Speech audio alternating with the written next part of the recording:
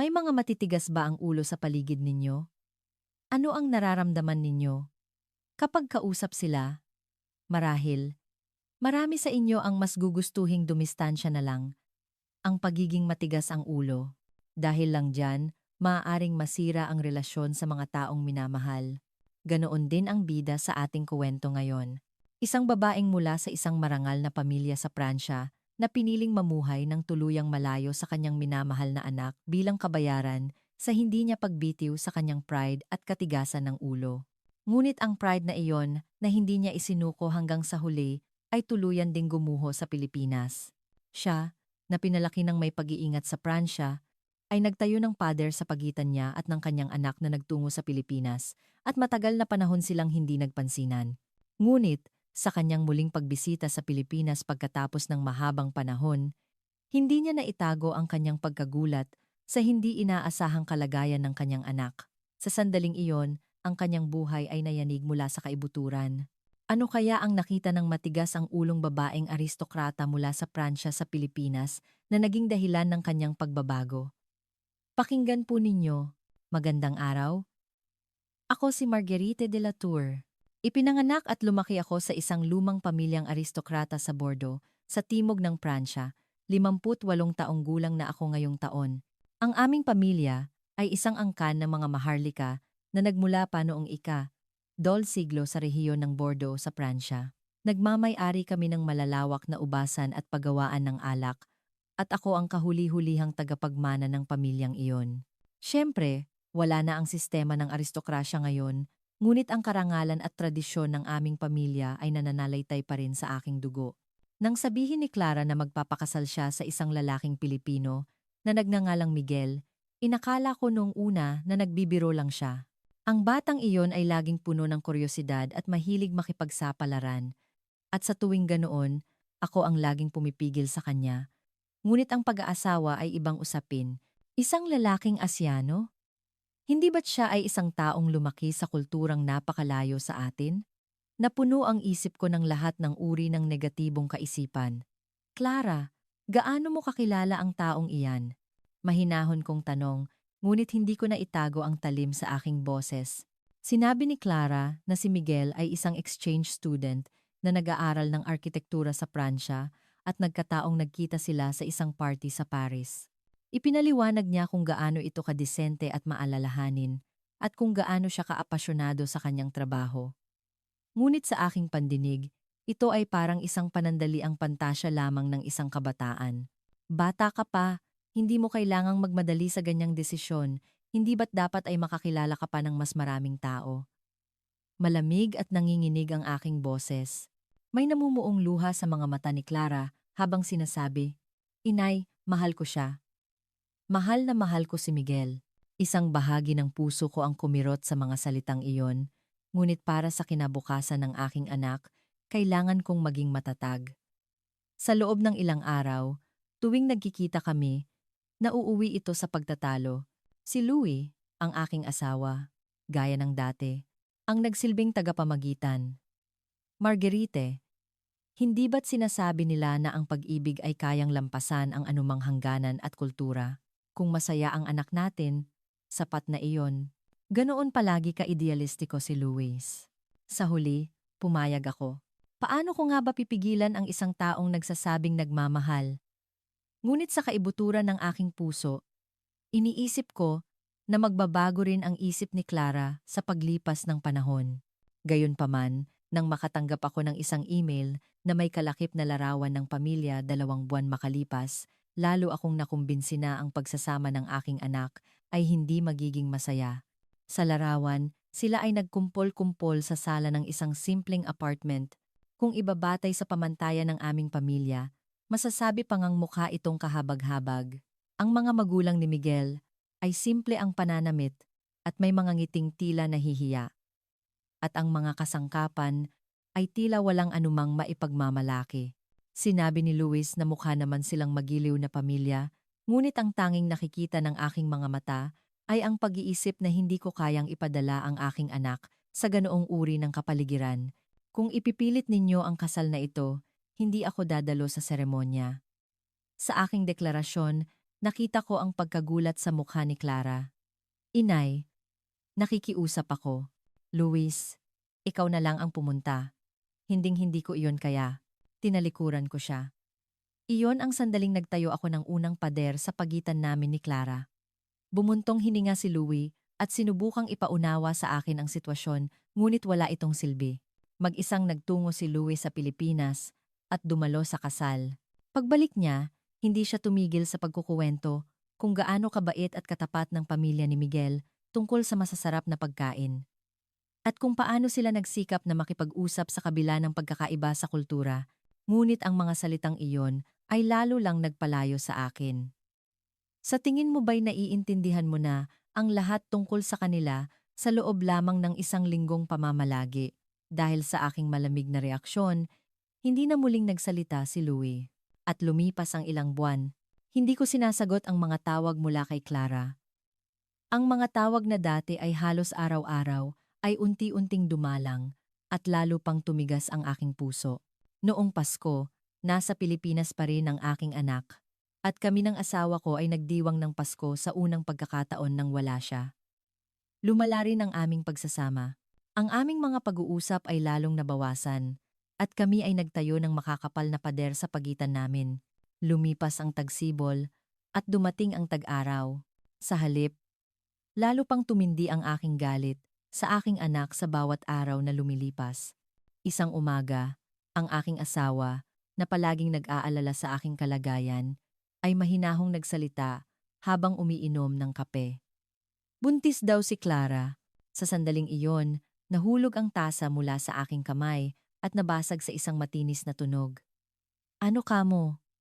5 buwan na raw sa susunod na buwan. Malapit na tayong maging lolo at lola. May kagalakan sa mga mata ni Luis. Ngunit sa isang sulok ng aking puso, may narinig akong gumuho. Para bang ang pader na matagal kong itinayo ay biglang gumuho sa isang iglap. Sa isang salita lamang na apo, ang aking anak ay magkakaanak sa malayong bansa ng Pilipinas. Sa pag-iisip pa lang noon, isang hindi maipaliwanag na pagsisisi at pananabik ang bumalot sa akin.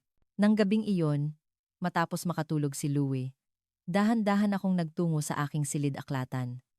Ginamit ko ang nanginginig kong kamay para tumawag sa ibang bansa. Matapos ang ilang pagring, narinig ko ang boses ni Clara. Hello? Clara.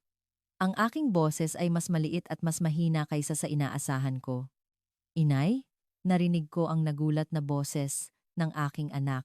Sandaling katahimikan ang namayani at hindi ko alam kung ano ang sasabihin. Pupunta ako sa Pilipinas sa susunod na linggo. Nang walang karagdagang paliwanag. Ibinaba ko ang telepono. Ang puso ko ay kumakabog na parang mababaliw. Habang pabalik sa kama, nag-isip ako, isang biglaang desisyon na hindi ko karaniwang ginagawa. Kung iisipin ko ang lahat ng ginawa ko sa aking anak, paano ko siya haharapin? Ngunit sa balitang magkakaanak na siya, may halong pag-asa at takot ang namuo sa akin. Ngunit nakapagpasya na ako. Pupuntahan ko ang aking anak at ang kanyang magiging supling. Marahil, lahat ng prehuwisyo na aking itinayo ay pawang resulta lamang ng aking matinding katigasan ng ulo.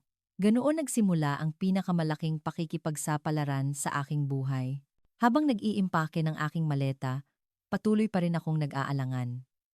Sinabi ko lang kay Louie na bibisitahin ko ang isang kaibigan. Mukha siyang nagtataka, ngunit hindi na siya nagtanong pa. Marahil dahil alam na niya ang aking pagiging matigas ang ulo.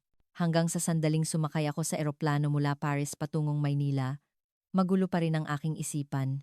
Napakawalang kwenta. Bulong ko sa sarili habang pinagmamasdan ang unti-unting pagliit ng tanawin ng Paris mula sa bintana. Ngunit hindi na ako maaaring umatras. Ang higit sa 12 oras na biyahe ay mas nakakainip kaysa sa inaasahan ko. Ang pagkain sa eroplano ay katamtaman lang at hindi madaling makatulog sa masikip na upuan. Habang pinagmamasdan ang paglubog at pagsikat muli ng araw sa ibabaw ng walang katapusang ulap sa labas ng bintana, sinubukan kong isipin kung ano ang itsura ng bansang Pilipinas. Sa totoo lang, ang nasa isip ko pa rin ay ang imahe ng isang makalumang bansa sa Asya. Nang lumapag ang eroplano sa Ninoy Aquino International Airport, huminga ako ng malalim. Medyo naramdaman ko ang pagtama ng eroplano sa lupa, ngunit sa pangkalahatan ay naging maayos naman ito. Ang paliparan sa labas ng bintana ay mas moderno kaysa sa aking inaasahan. Isang malaking gusali ng terminal na gawa sa salamin at bakal ang tumambad sa aking paningin. Nang bumaba ako ng eroplano at pumasok sa loob ng paliparan, ako ay natigilan. Mas malinis at mas maayos ito kaysa sa Charles de Gaulle Airport. Mataas ang kisame, maluwag ang pakiramdam, at makintab ang sahig. Kahit na nagsisiksikan ang mga taong bumaba mula sa eroplano, walang sumisigaw o nananabunot, lahat ay kumikilos ng maayos. Habang papunta sa immigration, ang mga digital na anunsyo ay nagbibigay ng iba't ibang impormasyon. Mayroon ding mga anunsyo sa wikang Pranses. Isang maliit na bagay, ngunit sa hindi malamang dahilan, gumaan ang aking pakiramdam. Ang proseso sa immigration ay nakakagulat na mabilis. Ang opisyal ay mukhang seryoso, ngunit episyente niyang ginawa ang kanyang trabaho.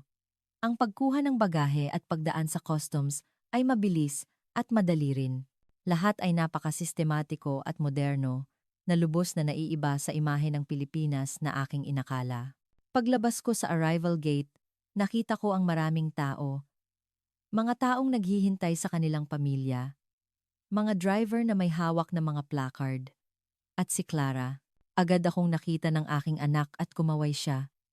Sa sandaling iyon, nanikip ang aking dibdib. Ang aking anak, na 1 taon kong hindi nakita, ay maganda pa rin, ngunit may kaunting pagkakaiba. Napansin kong medyo umbok na ang kanyang tiyan at ang kanyang mukha ay mas bilugan at malambot ang itsura. Sa kanyang mga mata, mayroong halo ng saya at pangamba. Inay! Nang tangkang tumakbo si Clara papalapit, likas akong napaatras ng isang hakbang. Nakita ko ang pagkadismaya sa kanyang mukha, ngunit hindi pa ako handa. Sa halip, pinanatili ko ang aking postura at bahagyang yumuko para bumati. Matagal na rin. Clara, ang aking boses ay hindi sinasadyang naging matigas. Sandaling natigilan si Clara, ngunit agad ding ngumiti. Inay, butit nakarating ka ng ligtas. Kumusta ang bayahe? Nakakainip. Pero kaya naman, maikli kong sagot. At lumingon-lingon sa paligid. Nasaan si Miguel? Si Miguel, may deadline sa isang mahalagang proyekto ngayon kaya hindi siya nakapunta. Pero makikita mo rin siya pag uwi natin. Tinangka ni Clara na kunin ang aking maleta, ngunit umiling ako. Hindi ko hahayaang magbuhat ng mabigat ang aking anak na buntis. Habang naglalakad kami palabas ng airport patungo sa sakayan, patuloy kong inoobserbahan ang paligid. Malinis ang mga kalsada at maayos ang takbo ng mga sasakyan. Ang sistema ng pampublikong transportasyon ay nakakagulat ding moderno. Sa Pransya, pangkaraniwan na ang pagkaantala ng mga tren at bus, ngunit dito, tila lahat ay tumatakbo sa eksaktong oras. Mula sa airport, sasakay tayo ng tren papuntang Maynila, tapos magtataksi na lang tayo, paliwanag ni Clara. Pagsakay namin sa tren, napansin ko ang malinis na upuan at tahimik na kapaligiran. Ang tanawin sa labas ng bintana ay isang magandang kombinasyon ng lungsod at kalikasan. Ang Pilipinas pala ay mas maunlad kaysa sa inaakala ko, hindi ko napigilang masabi. Ngumiti si Clara. Opo, inay. Napakabilis ng pag-unlad ng Pilipinas. Isa na rin itong malaking bansa sa larangan ng IT. Habang tumatakbo ang tren, hindi ko na itago ang aking pagkamangha sa mga nagtataasang gusali at maayos na tanawin ng lungsod sa labas ng bintana. Ang mga kalsada sa Pransya ay madalas na may nagkalat na basura at mga graffiti, ngunit dito, lahat ay malinis. Tingnan ninyo doon, inay. Iyon ang Ilog Pasig, turo ni Clara sa bintana. Nakita ko ang malawak na ilog at ang mga parke at daanan ng bisikleta sa paligid nito. Maraming tao ang nag-enjoy sa kanilang oras ng pahinga. Pagdating namin sa istasyon sa Maynila, sumakay kami ng taxi. Ang driver ay marunong mag-Ingles ng kaunti at nakikipag-usap kay Clara sa Tagalog. Sa loob-loob ko, namangha ako sa husay ng aking anak sa pagsasalita ng Tagalog. Kailan pa kaya siya natuto ng ganoon? Natutunan ko habang nakatira dito. Malaki ang naitulong ni Miguel at ng kanyang pamilya. Sabi ni Clara na tila nabasa ang aking isip. Tumango na lamang ako. Huminto ang taxi sa harap ng isang condominium complex. Isa itong high-rise condominium, ngunit mas moderno at malinis kaysa sa inaasahan ko. Dinaanan namin ang lobby at sumakay ng elevator papuntang Ika, 15 palapag. Nang buksan ni Clara ang pinto, sumalubong sa akin ang isang mabangong amoy kasama ang amoy ng isang taong nagluluto. Nandito na kami, sigaw ni Clara mula sa pasukan. Lumabas si Miguel na naka-apron pa. Magalang siyang yumuko at bumati. Magandang araw po, Biyenan. Mabuti po't nakarating kayo. Ang kanyang Pranses ay medyo pautal-utal, ngunit kitang-kita ang kanyang pagsisikap. Pormal akong tumango. Salamat.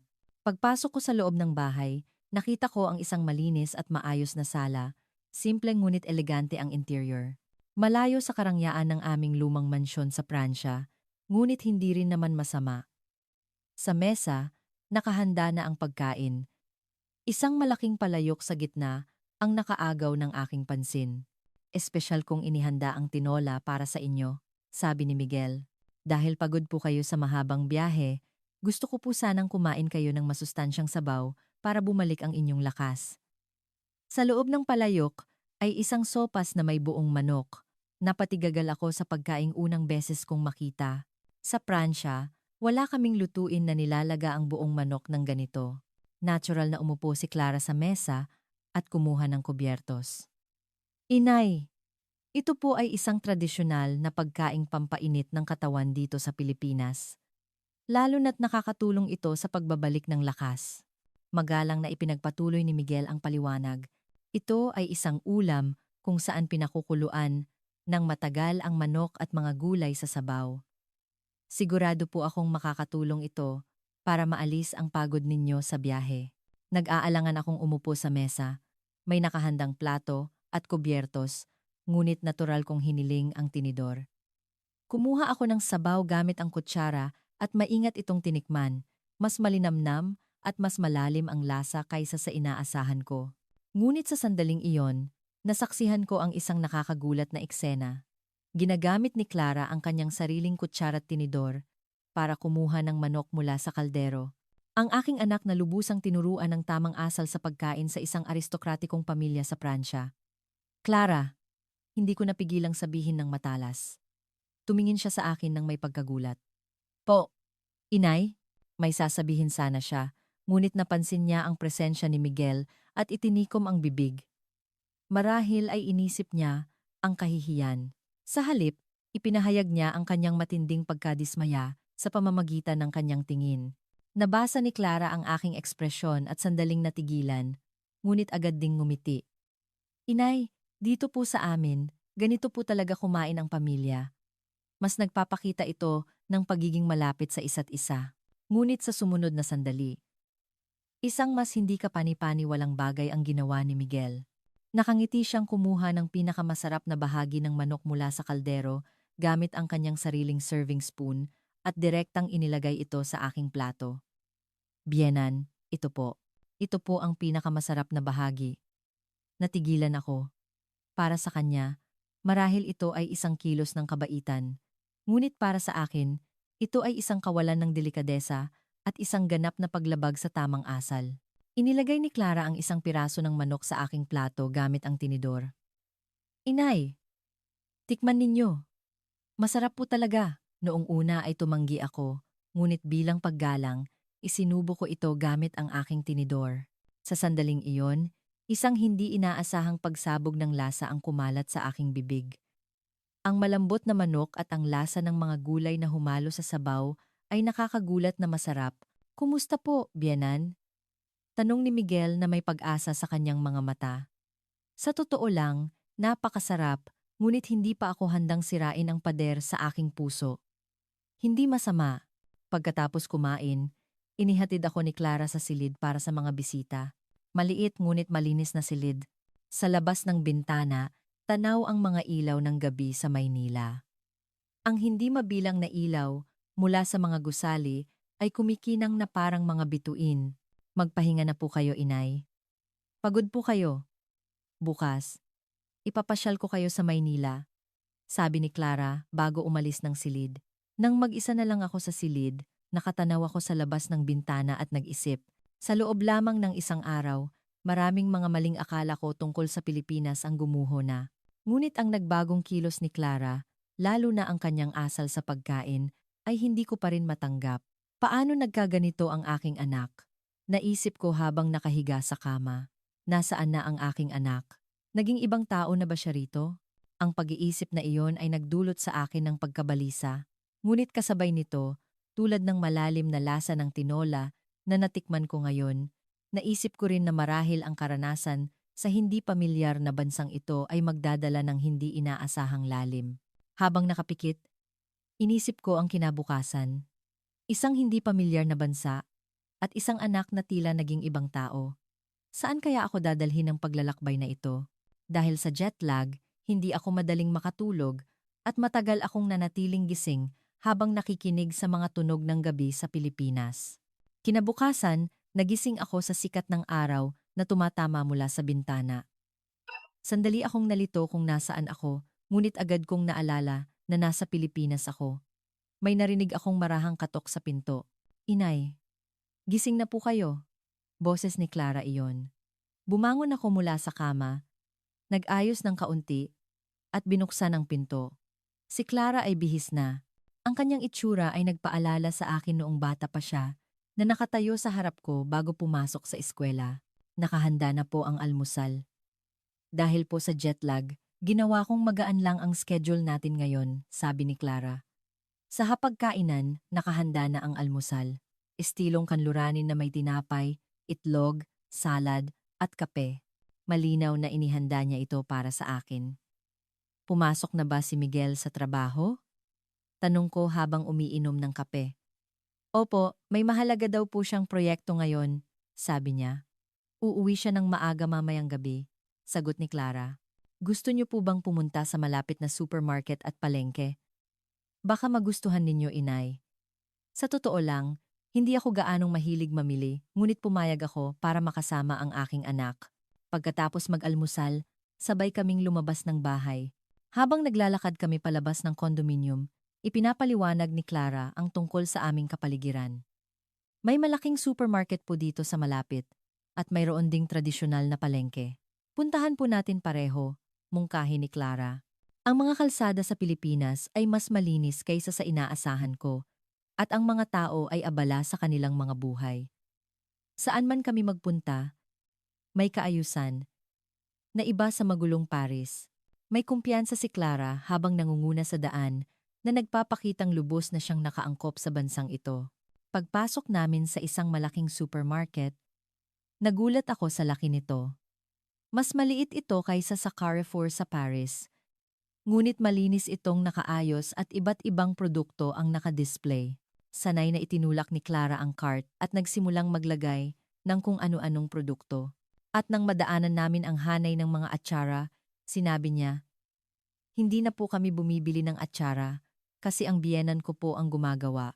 Noong una, hindi ko makain dahil sa kakaibang amoy. Pero ngayon, hinahanap-hanap ko na kapag wala. Talaga bang kinakain mo yan? Tanong ko ng may pagdududa. Opo, inay. Tikman niyo ring minsan. Kakaiba sa una, pero hahanap-hanapin ninyo ang lasa. Nakangiting sagot ni Clara. Habang nasa supermarket, masigasig na ipinaliwanag ni Clara ang tungkol sa mga pagkain at kultura ng Pilipinas. Naramdaman ko kung gaano niya kamahal ang bansang ito at ang kultura nito. Noong una, nanibago ako sa itsura ng aking anak, ngunit unti-unti, nahawa ako sa kanyang sigasig. Paglabas namin sa supermarket, nagtungo kami sa isang tradisyonal na palengke. Pagpasok namin sa isang eskinita, naramdaman ko ang masiglang kapaligiran, ang malalakas na boses ng mga nagtitinda, ang amoy ng iba't ibang pagkain, at ang mga prutas at gulay ay nakakaengganyo sa paningin. Ito po ang aming lokal na palengke.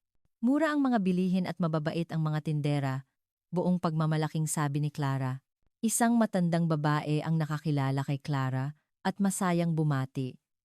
Matapos silang mag-usap sa Tagalog, ngumiti sa akin ang matanda. Isinali ni Clara ang kanilang usapan. Sinabi ko po na galing kayo sa Pransya, inay, kaya binigyan niya tayo ng espesyal na masarap na pagkain. Inabot ni Clara ang isang maliit na kakanin. Tatanggihan ko sana, ngunit dahil sa taos-pusong ngiti ng matanda, hindi ko napigilang tanggapin ito. Maingat kong kinagat ang isang piraso at ang malagkit na tekstura at matamis na lasa ay kumalat sa aking bibig. Hindi inaasahang masarap ito. Masarap, sabi ko ng tapat. Ipinarating ni Clara ang aking sinabi sa matanda at lalo pang lumawak ang ngiti nito. Habang nililibot namin ang palengke, pinagtulungan naming buhatin ang aming mga pinamili. Maraming ipinapaliwanag si Clara at ako ay nakikinig lamang at sumusunod. Sa sandaling iyon, bigla kong napagtanto kung gaano katagal na naming hindi naranasan ang ganitong pang-araw-araw na sandali. Ang mamili kasama ang aking anak, ang magbahagi ng araw-araw na buhay, sa Pransya, sa dahilan na masyadong abala, o sa pag-iisip na trabaho iyon ng mga kasambahay, halos hindi kami nagkaroon ng ganitong oras. Sa isang sulok ng palengke, itinuro ni Clara ang isang tindahan ng pagkain sa kalye. Ito po ang kutsinta. Kailangan nyo itong tikman kapag pumunta kayo sa palengke. Gusto nyo po ng isa? Naisip ko na hindi malinis at hindi elegante ang kumain habang nakatayo sa daan, ngunit para sa karanasan kasama ang aking anak, tinikman ko ang isang piraso. Ang mabangong amoy ng niyog at ang malagkit na tekstura ng kakanin ay perpektong naghalo sa aking bibig. Hindi pala masama. Masarap, di ba? Tanong ni Clara, na may pag-asa sa kanyang mga mata. Hindi masama, hindi ko maiwasang aminin. Habang naglalakad kami sa palengke, hindi ko na malayang natural na hinawakan ni Clara ang aking kamay. Noong una, ay nag-alangan ako, ngunit naging komportable rin ang init nito. Kailan ko huling hinawakan ang kamay ng aking anak? Marahil noong 10 taong gulang pa lamang siya. Nang oras na ng tanghalian, dinala ako ni Clara sa isang maliit na kainan. Dito po ako madalas kumain, masarap po talaga. Simple ngunit malinis ang maliit na kainan. Ang inihaw na bangus ay isang ulam kung saan ang kanin ay inilalagay sa isang malaking mangkok at pinapatungan ng iba't ibang uri ng sariwang isda na inihaw. Inay! Ito po ay isinasawsaw ng kaunti sa toyo. Ganito po. Ipinakita ni Clara kung paano. Noong una, medyo nag-alangan ako sa itsura nito, ngunit nang tikman ko ang isang subo, nagulat ako sa lasa na nilikha ng iba't ibang sangkap. Ang lasa ng sariwang isda at ang mainit na kanin ay nagsama sa aking bibig.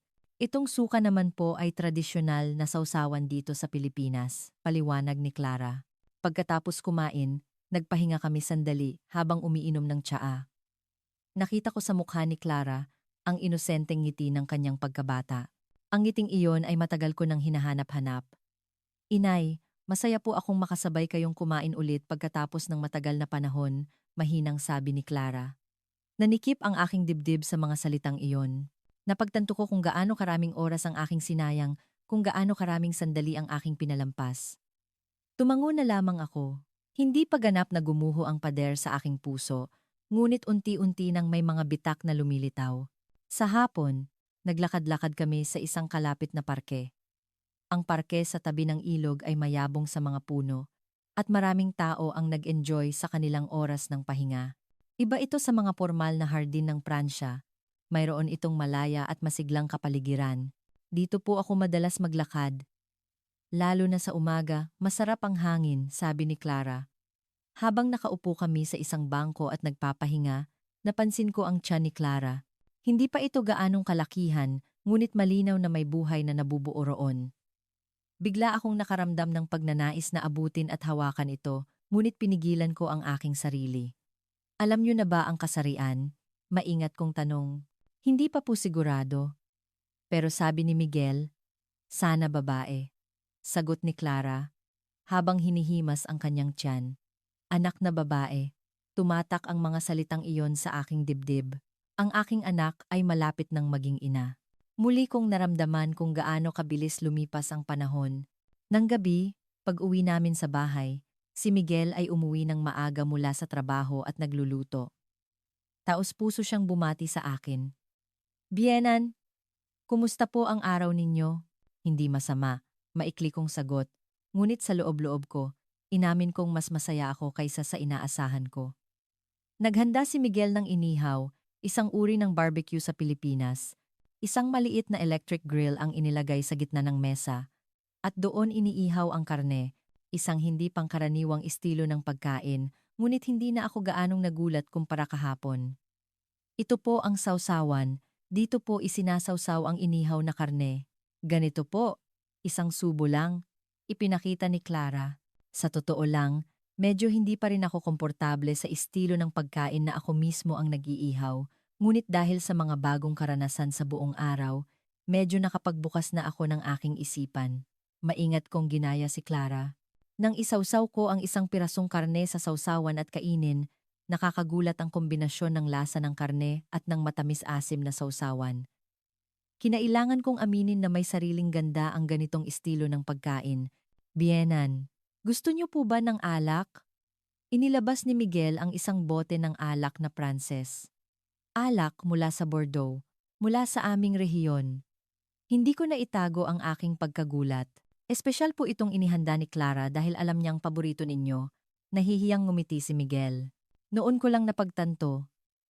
Hindi lang dahil sa pagiging magalang kaya ako inaasikaso ni Miguel, kundi dahil taos-puso niya akong tinatanggap. Kahit na hindi ako dumalo sa kanilang kasal at hindi ko siya tinanggap noon, buong puso niya akong tinanggap. Habang umiinom ng alak, pinanood ko kung paano tratuhin ni Miguel si Clara. Palagi niyang inaalala ang kalagayan ni Clara at tahimik na inaalagaan kahit hindi niya sabihin, lahat ng kanyang kilos ay puno ng pagmamahal at respeto kay Clara. Pagkatapos kumain, minasahe niya ang mga paa ni Clara. Madalas po kasing manas ang mga paa ng buntis. Paliwanag niya, habang pinapanood ko sila, naalala ko si Louie. Ganoon din niya ako inalagaan noong buntis ako kay Clara. Ngunit itinuring ko iyong isang bagay na natural lamang.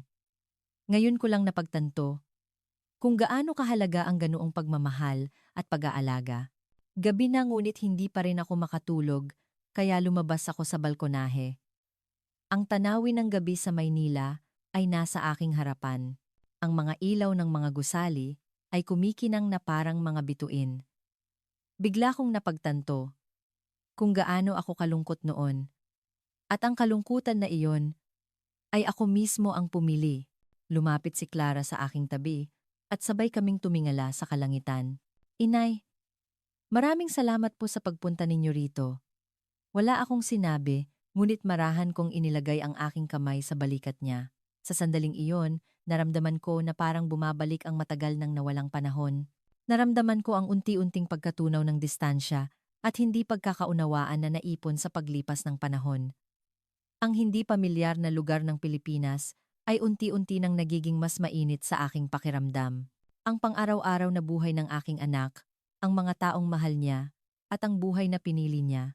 Noong una, hindi ko maintindihan ang lahat, ngunit ngayon, unti-unti ko nang nauunawaan ang kahulugan nito. Saan po ninyo gustong pumunta bukas, Inay? Tanong ni Clara. Kahit saan basta ikaw ang magdadala sa akin. Sa unang pagkakataon, ngumiti ako ng taos-puso. Sa ilalim ng kalangitan sa gabi, tahimik kaming nakatayo, nararamdaman ang presensya ng isa't isa. Ganoon lumipas ang isang araw, at unti-unti kong binabawi ang nawalang panahon. Isang linggo na ang nakalipas mula nang dumating ako sa Pilipinas. Ang unang pag-aalinlangan at paninibago ay napalitan na ng pamilyaridad. Ang paglalakad kasama si Clara tuwing umaga ay naging bahagi na ng aking pang-araw-araw na gawain. Ngayon, muli kaming nasa kalapit na parke. Ang sikat ng araw sa umaga ay malambot na bumabagsak at marami ng tao sa parke. May mga nagjo-jogging, nagyo-yoga, at mga tulad namin na naglalakad-lakad. Habang naglalakad kasama ang aking anak, inalala ko ang mga karanasan sa nakalipas na ilang araw. Ang pakiramdam ng pagiging banyaga at ang distansya noong una akong dumating ay nabawasan na. Ang atsyarang paborito ni Clara ay kinakain ko na rin ng walang pag-aalinlangan at unti-unti na rin akong nasasanay gumamit ng kutsara at tinidor sa tamang paraan. Higit sa lahat, naramdaman kong napakahalaga ng oras na kasama ko ang aking anak. Nang hapong iyon, nakaupo kami sa isang bangko sa parke at nagpapainit sa araw. Pinagmamasdan namin ang mga taong dumadaan, habang bawat isa ay may sariling iniisip. Ang tiyan ni Clara ay unti-unti nang lumalaki. Ilang buwan na ba? Maingat kong tanong. 5 buwan na po. Nagpa-ultrasound ako kamakailan at sabi ng doktor, Malusog daw ang baby, sagot ni Clara habang hinihimas ang kanyang tiyan. Habang pinagmamasdan ko siya, bigla kong naalala ang araw na isinilang si Clara. Ganoon din kaganda ang sikat ng araw noon. Ang kaligayahan ng yakapin ko ang maliit at malambot na sanggol na iyon sa aking mga bisig, at ang pananabik sa mga araw na magkakasama kami ay pumuno sa aking dibdib. Ang bilis talaga ng panahon, at muli akong namangha sa katotohanang ang batang iyon ay magiging ina na. Clara, may gusto sana akong sabihin, ngunit bumara ang aking lalamunan at hindi na ako nakapagsalita pa. Tila nabasa ng aking anak ang aking ekspresyon at marahan siyang ngumiti. Alam ko po, inay. Pagkatapos ng sandaling katahimikan, isang hindi inaasahang salita ang lumabas sa aking bibig. Babalik ako para tumulong kapag nanganak ka na. Nanlaki ang mga mata ni Clara. Tinitigan niya ako ng may pagkagulat at pagkatapos ay dahan-dahang tumango habang namumula ang kanyang mga mata. Sa unang pagkakataon, mahigpit kong hinawakan ang kanyang kamay. Mainit ito, kamay ng aking anak. Talaga po? Nanginginig ang boses ni Clara. Oo naman, matatag kong sagot. Buo na ang aking pasya. Nang gabing iyon, naghanda si Miguel ng isang espesyal na hapunan para sa amin. Isang hapagkainan na puno ng mga tradisyonal na pagkaing Pilipino. Ang mga pagkain na isang linggo na ang nakalipas ay tila banyaga at hindi ko gusto, ngayon ay pamilyar na sa akin. Bienan, huling gabi niyo na po. Kumusta po ang mga pagkaing Pilipino? Maingat na tanong ni Miguel. Noong una ay nanibago ako, pero ngayon, masarap na rin pala, tapat kong sagot. Isang malawak na ngiti ang sumilay sa mukha ni Miguel. Napakabuting bata niya. Noong una, itinuring ko siyang isang dayuhan na umagaw sa aking anak, ngunit ngayon, nakikita ko na ang kanyang kabaitan at katapatan. Pagkatapos kumain, nagmungkahi si Clara. Inay, magpakuha po tayo ng litrato. Gusto kong ipakita kay Itay na magkasama tayo. Nagtabi-tabi kaming tatlo sa sofa at kumuha ng litrato. Noong una ay medyo alanganin, ngunit dahil sa natural na ngiti ni na Clara at Miguel, hindi ko napigilang ngumiti na rin. Iyon ang aming unang larawan bilang isang pamilya. Ipadala mo yan kay Louie. Pagbalik ko sa aking silid at habang nag-aayos ng gamit, naalala ko ang aking sarili isang linggo na ang nakalipas. Kung gaano ako naging bilanggo ng aking mga prehuwisyo, kung gaano ako naging matigas ang ulo, maraming itinuro sa akin ang paglalakbay na ito, na ang tunay na karangalan ay hindi nakikita sa panlabas na anyo, kundi sa init ng puso. Kinabukasan, ang daan papuntang airport ay hindi na kasing bigat ng aking pagdating. Nang maisip kong oras na para magpaalam, nanikip ang aking dibdib. Pagdating namin sa NAIA, unang bumaba si Miguel para tumulong sa check-in. Matapos ang lahat ng proseso at bago pumasok sa security check, hinarap ko si Clara. Ang kanyang mga mata ay puno ng lungkot sa pag-alis. Inay, maraming salamat po. Salamat po sa pagpunta. Nanginginig ang boses ni Clara. Hindi na ako nag-atubili. Lumapit ako at niyakap ng mahigpit ang aking anak. Ang init ng aking anak na matagal kong hindi naramdaman at ang presensya ng maliit na buhay sa kanyang sinapupunan, lahat ay naging napakahalaga sa akin. Ako ang dapat magpasalamat, Clara. Salamat sa pagpapakita mo sa akin ng iyong buhay. Buong puso kong sabi. Nagpaalam din ako kay Miguel ng may magaang halik sa pisngi. Sapat na iyon. Kahit walang salita, pamilya na kami. Magkikita tayo ng mas madalas. Babalik ako. Huli naming pagpapaalam. Habang dumadaan sa security check, ilang beses akong lumingon. Si Clara at Miguel ay patuloy na kumakaway hanggang sa hindi ko na sila makita. Kumaway din ako hanggang sa mawala sila sa aking paningin. Sumakay ako sa eroplano, umupo sa tabi ng bintana, at pinagmasdan ang kalangitan ng Pilipinas. Isang kakaibang damdamin ang namuo sa aking dibdib, pananabik at pag-asa, at higit sa lahat, pasasalamat ang bumalot sa akin. Habang umaangat ang eroplano, inalala ko ang nakaraang linggo. Noong una, lahat ay banyaga at hindi komportable, ngunit unti-unti, nakahanap ako ng bagong kagandahan dito. Ang buhay na pinili ng aking anak, ang bansang minamahal niya, at ang mga taong kasama niya sa buhay, Lahat ay may halaga at karapat-dapat igalang. Sa loob ng 12 oras na biyahe pabalik sa Pransya, nagplano ako sa aking isipan, sasabihin ko kay Luis ang lahat ng tapat. At imumungkahi kong sa susunod ay sabay kaming bibisita sa Pilipinas. Siguradong matutuwa si Louie. At naisip ko ring ayusin ang isang silid sa aming bahay para sa sanggol. Para sa araw na bibisita si Clara, si Miguel, at ang aming apo sa Pransya. Gusto ko ring ipasa sa kanya ang kultura ng Pransya. Ang pag-iisip na hindi na lamang ito tahanan ng aking anak, kundi tahanan ng aming pamilya ay natural na pumasok sa aking isipan. Ang mga formalidad at reputasyon ay hindi na mahalaga. Ang tunay na karangalan ay nasa pagmamahal at pag-unawa. Isang aral na itinuro sa akin ng bansang Pilipinas at ng aking anak. Habang umaangat ang eroplano sa ibabaw ng mga ulap, napangiti ako. Ang susunod na paglalakbay ay hindi na dahil sa obligasyon o kuryosidad. Ito ay magiging isang paglalakbay upang magkasama-sama ng buong puso sa ilalim ng pangalan ng pamilya. Habang pauwi sa aking bayan, inaabangan ko na ang susunod na paglalakbay.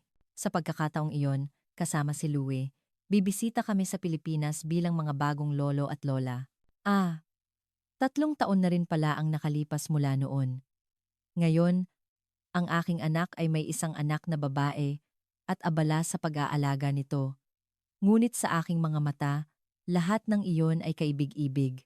Kung patuloy kong pinairal ang aking katigasan ng ulo at tinalikuran ng aking anak, mararamdaman ko kaya ang kaligayahang ito ngayon? Matagal na akong nabubuhay, ngunit malalim kong pinag-isipan kung ano nga ba ang halaga ng aking buhay noon. Ngayon, mas mahalaga pa sa karangalan, ako ay naging isang lola na kayang tumawa kahit sa maduming kalokohan ng aking apo. Tunay na napakasaya ko. Kumusta ang aking kwento? Kung mayroon kayong kakilala na kasing tigas ng ulo ko, pakisabi sa kanila sa mga komento. Baka magbago rin ang kanilang buhay, tulad ng sa akin.